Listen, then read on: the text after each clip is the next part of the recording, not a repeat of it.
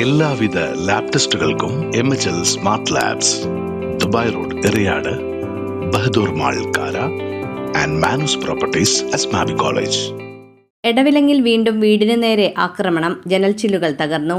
വത്സാലയും വടക്കുവശം താമസിക്കുന്ന ഉഴുന്നുകാട്ടിൽ പോളിന്റെ വീടിന് നേരെയാണ് കഴിഞ്ഞ അർദ്ധരാത്രി ആക്രമണമുണ്ടായത്. കല്ലേറിൽ വീടിന്റെ ജനൽച്ചില്ലുകൾ തകർന്നു. പോളും ഭാര്യയും മറ്റൊരു മുറിയിലായിരുന്നതിനാൽ പരിക്കേൽക്കാതെ രക്ഷപ്പെട്ടു. പോലീസിനെ വിവരം അറിയിച്ചതിനെ തുടർന്ന് സ്ഥലത്തെത്തി പരിശോധന നടത്തി.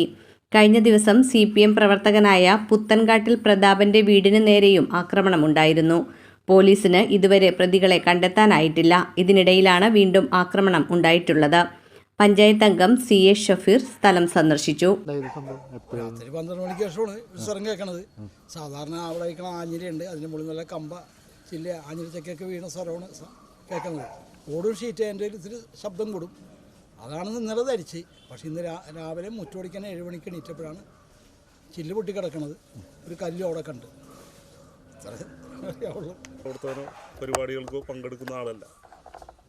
നമ്മുടെ പ്രദേശത്ത് സംഘർഷത്തിൻ്റെ ഒരു സാഹചര്യം കൊണ്ടുവരിക എന്നുള്ള സാമൂഹ്യ വിരുദ്ധ ശക്തികളുടെ പ്രവർത്തനത്തിൻ്റെ ഭാഗമായിട്ടാണ് ഇത്തരം നടപടി. പോളേട്ടനും ഭാര്യയും മാത്രമാണ് ഈ വീട്ടിൽ താമസിക്കുന്നത്.